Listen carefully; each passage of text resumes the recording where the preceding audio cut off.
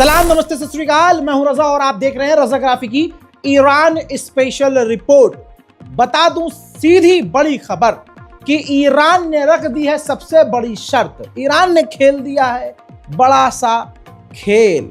Iran के आगे जितनी बातें रखी अमेरिका ने और मीडिएटर्स ने, ईरान सबको नकारता रहा। मैं आपको बता ही रहा हूं, जैसे कि ईरान के सामने कहा गया कि मिसाइल पर बात करेंगे, आपकी मिसाइल पर बात करेंगे। ईरान ने कह दिया मिसाइल पर तो बात ही नहीं करेंगे, डिफेंस पर हम बात नहीं करेंगे, और हम सिर्फ एक चीज पर बात करेंगे, न्यूक्लियर पर अपने।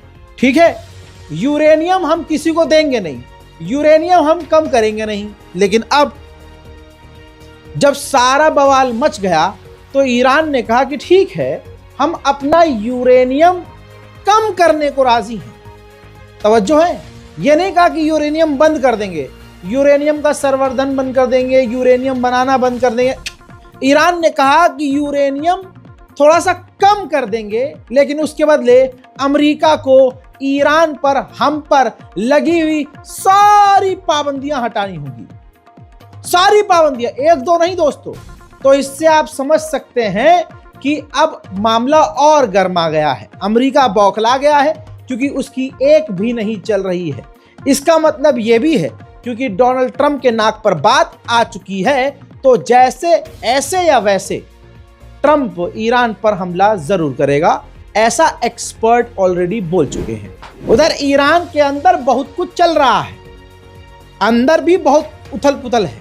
ईरान ने, आपके सामने ये तीन बड़े नेता हैं, ईरान ने अपने विपक्ष की पार्टी के तीन बड़े नेताओं को, डिप्लोमेट्स जो फॉर्मर डिप्लोमेट्स रह चुके हैं, उनको गिरफ्तार किया है। जैसे मोहसिन है, मोहसिन अमीनजादेह, फिर एक्स लॉ मेकर हैं इब्राहिम, और इसके अलावा कई और लोग भी हैं जो विपक्ष की पार्टी के हैं। ईरान ने उन्हें गिरफ्तार कर लिया है। दोस्तों, ये बात क्लियर है कि ईरान किसी भी हालत में रुका नहीं है और न झुका है।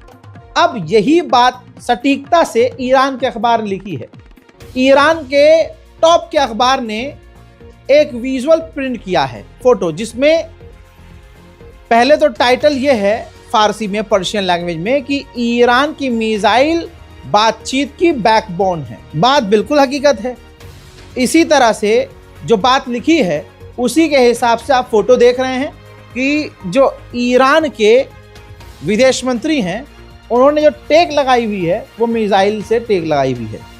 और इसमें पूरे आर्टिकल में यही कहा गया है, बताया गया है कि आज जो ईरान के पास मिसाइल टेक्नोलॉजी है, मिसाइल ताकत है, इसी की वजह से दुश्मन हमसे बात भी कर रहा है, वरना ये बात भी ना करते।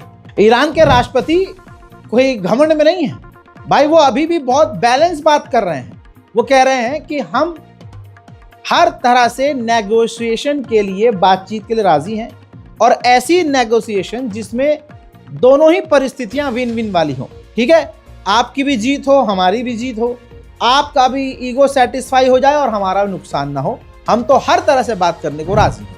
वहीं ईरान के चीफ ऑफ आर्मी स्टाफ ने फिर से ओपनली कह दिया है कि हमारी फौज किसी भी कंडीशन के लिए, किसी भी परिस्थिति के लिए, हत्ता कि जंग के लिए भी तैयार है। در واقع تو دیپلماسی ما میگیم که دست به ماشه داریم مذاکره میکنیم. ارزیابیتون چیه از این میزان آمادگی دفاعی نیروهامون؟ حرف اینه دیگه، نیروهای مسلح نباید کاری به این کارا داشته باشن، باید مأموریت خودشون رو فکرش باشن و کاملا آماده باشن. خصوصا با این دشمنی که ما داریم که ساعت 8 یه چیزی میگه، ساعت 8 و 2 دقیقه یه حرف دیگه میزنه. نتانیاهو ادعا کرده بود که موضوع موشکی هم باید وارد مذاکرات بشه. با وجود نتانیاهو تو منطقه موضوع موشکی های قابل مذاکره است. حرف زیادی زده، شما خودتون ترجمه. हजरात, पूरी ताकत झोंकने के बाद भी अमेरिका को अपनी ताकत पर यकीन नहीं है। ये देख लीजिए, ये सबूत है कि अमेरिका ने मिडिल ईस्ट में और भी भारी मात्रा में कई सारे F-35 फाइटर जेट भेजे हैं अमेरिका के अंदर ही। जी हाँ, एक शो हो रहा है, तस्वीर आपके सामने, सुपर बॉल LX है। ठीक, वहां पर समझ लीजिए खेल हो रहा है। उस खेल में अमेरिका ने अपना B-1 बॉम्बर, F-15 और F-18 और F-35 दिखाया है। लेकिन इसमें कई और फाइटर जेट होने थे, लेकिन वो फाइटर जेट इसके अंदर नजर नहीं आ रहे हैं। 24 घंटे लगातार ईरान के आसपास, ये देख लीजिए, अमेरिका का जासूसी जहाज उड़ता हुआ रिकॉर्ड हो रहा है। मेरे दोस्तों, कुछ आंकड़े आपके सामने हैं डॉक्यूमेंट सहित। अमेरिका अब तक 122 फौजियों के जहाज मिडिल ईस्ट में भेज चुका है। यानी जो बड़े वाले कार्गो जहाज होते हैं जिसमें फौज को ट्रांसफर किया जाता है, ऐसे 122 जहाज फौज भर भर के मिडिल ईस्ट में अमेरिका ऑलरेडी भेज चुका है। वहीं एक जानकारी ये आई जो ईरानियन ऑफिशियल के द्वारा दी गई है कि अमेरिका ने ईरान की गवर्नमेंट हमसे यानी ईरान से कहा है कि हमारी 4 बातें मानो, अगर वो 4 बातें नहीं मानी तो हम तुम पर हमला करेंगे। अब यह बात अलग है कि ईरान की गवर्नमेंट ने, ऑफिशियल्स ने यह नहीं बताया कि अमेरिका ने वो 4 बातें क्या रखी हैं, वो ईरान ने क्लियर नहीं की। मिडिल ईस्ट आई में अब ये रिपोर्ट छप चुकी है जो आपके सामने है कि हजारों की तादाद में जो इराकी हैं वो ईरान के बचाव के लिए, ईरान के सुप्रीम लीडर के लिए लड़ने को तैयार हैं और लगातार फौज में भर्ती हो रहे हैं। मेरे दोस्तों, अब मजबूरन मैं आपको वो वीडियो दिखा नहीं सकता क्योंकि कॉपीराइट का मसला है। लीजिए, आपकी स्क्रीन पर देखिए, ये IRGC के कमांडर हैं दोस्तों, ठीक है, जो बुजुर्ग व्यक्ति हैं, ये IRGC के टॉप कमांडर हैं। इन्होंने धमाकेदार खुलासा किया जिससे हड़कंप मच गया है। इन्होंने कहा ईरान इतना कैपेबल है कि ईरान एक साथ 2000 मिसाइलें दुश्मन पर दाग सकता है। ये बात सुनने के बाद नेतन्याहू एक जगह ठीक से बैठ तक नहीं पा रहा है। 37 साल में पहली बार ऐसा हुआ कि Ayatollah Syed Ali खामनाई, supreme leader of Iran, किसी एक प्रोग्राम में नहीं गए, वरना वो उस प्रोग्राम में ज़रूर जाते हैं। लेकिन उस प्रोग्राम के लिए उन्होंने एक प्री रिकॉर्डेड मैसेज जारी किया था जिसकी मेन बात ये थी कि ईरान के लिए, हमारे लिए मिसाइल और ताकत इंपॉर्टेंट नहीं है, हमारे लिए हमारे लोग ज़रूरी हैं। ये वीडियो पूरे यूरोप और वेस्टर्न कंट्रीज में वायरल हो चुका है। अमेरिका चाहे जितनी भी कोशिश कर ले, उसका प्रोपेगेंडा लगातार फेल हो रहा है। हजरात, AFP मीडिया को हर कोई जानता है। लीजिए, उसने खुद ही ईरान की मिसाइलों की रेंज जारी कर दी है। देखिए, देज़फुल जो मिसाइल है ईरान की, उसकी रेंज है 1000 किलोमीटर, जिसमें Oman, UAE, Bahrain, Qatar, Kuwait और आधे से ज़्यादा सऊदी अरबिया, पूरा इराक, जॉर्डन 80%, पूरा लेबनान, पूरा सीरिया, आधे से ज़्यादा तुर्की, रशिया, ये पूरा आता है, ठीक।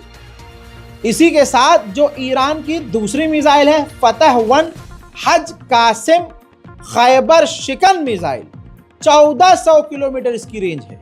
भाई, इसकी रेंज में आधे से ज़्यादा यमन, रेड सी और कई इलाके, जाहिर सी बात है जो देज़फुल मिसाइल है उससे आगे की है तो आप समझ सकते हैं। इसके बाद एक मिसाइल है 1700 किलोमीटर रेंज वाली, इमाद गदर 1, इसकी रेंज है 1700 किलोमीटर, ठीक। इसमें सूडान भी आ रहा है, आधे से ज़्यादा इजिप्ट आ रहा है, लीबिया का 5% हिस्सा आ रहा है।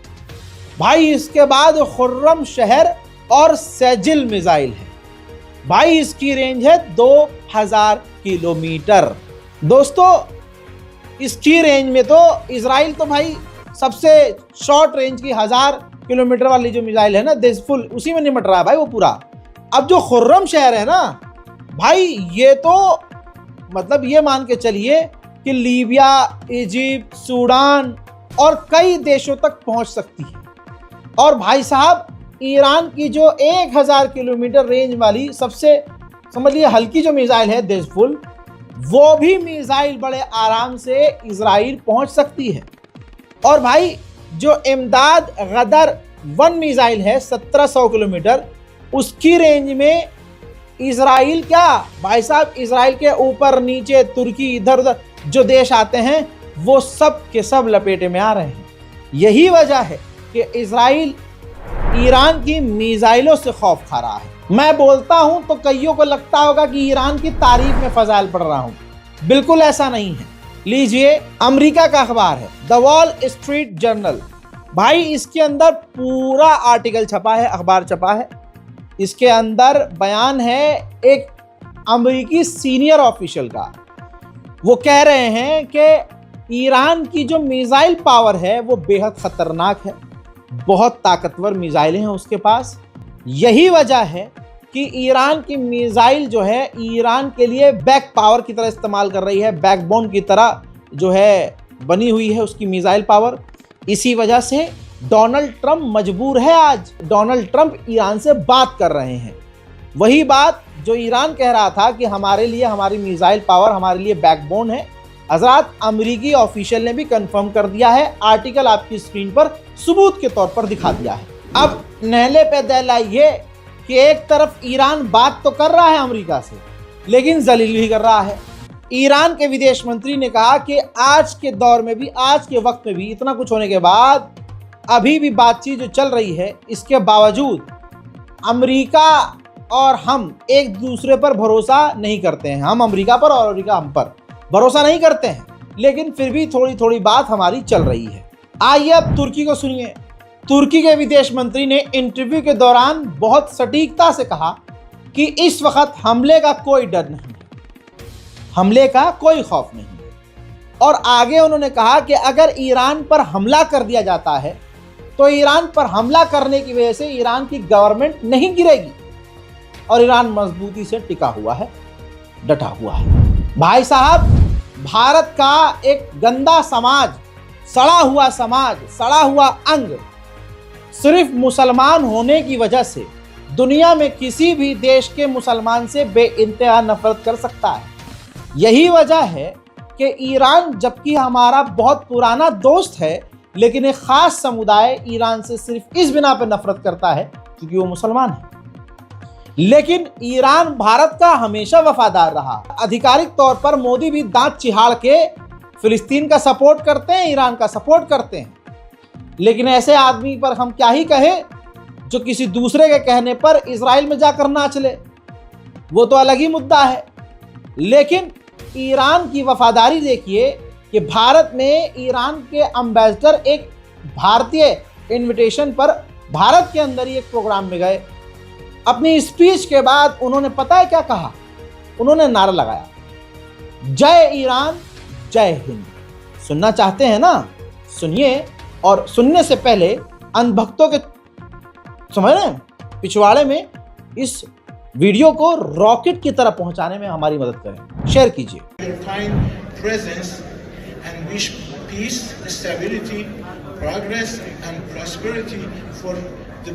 Peoples and governments of the Islamic Republic of Iran and the Republic of India. We want to say that Jai Iran, Jai Hind. देखा? अब आगे आइए। ईरान से जब अमेरिका और इजराइल जीत नहीं पाते हैं, जब ये लाल हो जाते हैं जलील होके, तो ये कोशिश करते हैं कि धोखे से ईरान के वैज्ञानिकों को, ईरान के कमांडरों को कत्ल किया जाए। हज़रात, तस्वीर आपके सामने, एक ईरानियन ऑफिशियल की गाड़ी के ऊपर अटैक करवाया गया, यानी एक असैसिनेशन दोबारा से करवाने की कोशिश की गई। और इसी के साथ समझ में आ रहा है कि अमेरिका और इजराइल बौखलाए हुए कितना है। मैं हर रिपोर्ट में ये बार बार बोल रहा हूँ कि अमेरिका ने जितनी बड़ी ताकत ईरान के खिलाफ तैनात की है अपने इतिहास में, इतनी नौसेना, इतनी सेना, इतने हथियार किसी के लिए अमेरिका ने तैनात नहीं किए। लगातार तैनाती हो रही है। अब लीजिए, तस्वीर आपके सामने सैटेलाइट इमेज है। डियागो गार्सिया के अंदर अब अमेरिका ने अपना परमाणु सबमरीन भी तैनात कर दी है। लीजिए, अब क्या बचा? अमेरिका ने अपने परमाणु सबमरीन भी डियागो गार्सिया में ईरान के खिलाफ तैनात कर दिया है। कुछ बचा अब? परमाणु ताकत हवा, जमीन, समुंदर, हर जगह अमेरिका ने एक ईरान के खिलाफ तैनात। वहीं अमेरिकी फौज ने समुद्री इलाके में एक टैंकर को सीज किया पता चला ये ईरान का टैंकर है। तस्वीर आपके सामने।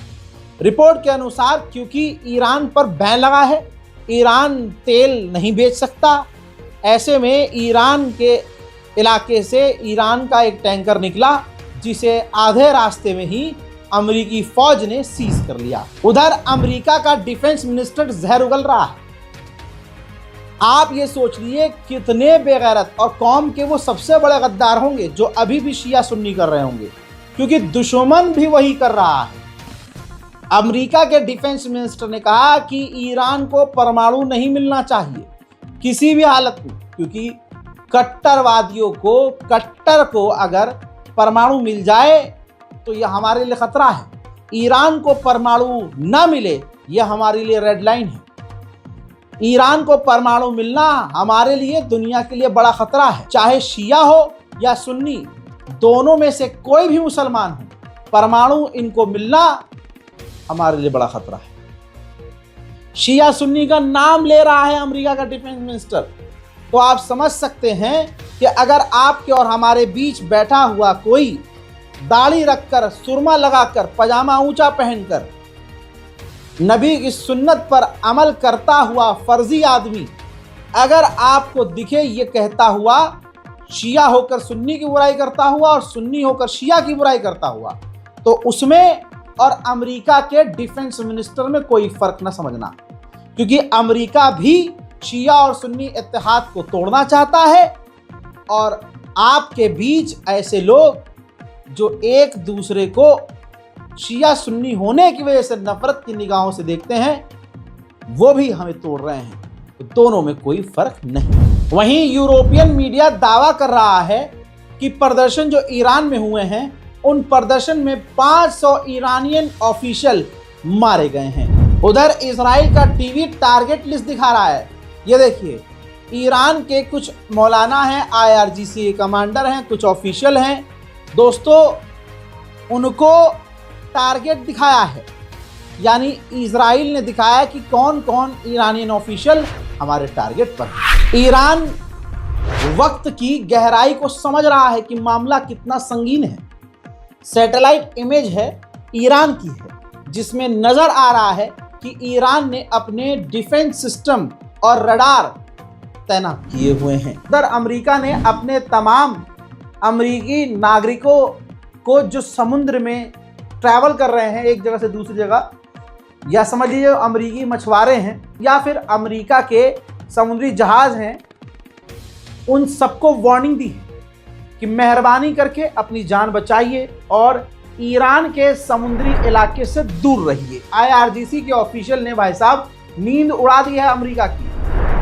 उन्होंने ताज़ा बयान में कहा है कि अगर अमेरिका ने हम पर हमला किया तो हम आई फॉर आई नहीं खेलेंगे, बल्कि हम डिफेंस से ऑफेंसिव मोड में आएंगे और उनसे ज़्यादा खतरनाक बड़ा हमला करेंगे और अमेरिका के तमाम बेस को उड़ाएंगे। ما در پاسخ به تجاوز احتمالی دنبال این نیستیم که العین بالعین انجام بدیم. ما وقت گستره بحث ما راجع به یک نیروی مهاجمی است که در منطقه داره فساد میکنه. بحث ما از حالتش شکل تدافعی به شکل تهاجمی و तो दोस्तों, एक बात क्लियर है, अभी तक इतना कुछ हो गया। ईरान अपनी बात पर अड़ा हुआ है, अमेरिका रोज झंड हो रहा है और ईरान के अंदर कोई डर नजर नहीं आ रहा है। ईरान के और अमेरिका के और इजराइल के बीच जो ये चल रहा है, इस पर आपकी क्या राय है वो बेहद ज़रूरी है। कमेंट सेक्शन में लिखिए, इस वीडियो को शेयर कीजिए, हमारे चैनल रज़ाग्राफी अनस्क्रिप्टेड को सब्सक्राइब कीजिए। फिलहाल के इस रिपोर्ट में इतना ही। वस्सलाम।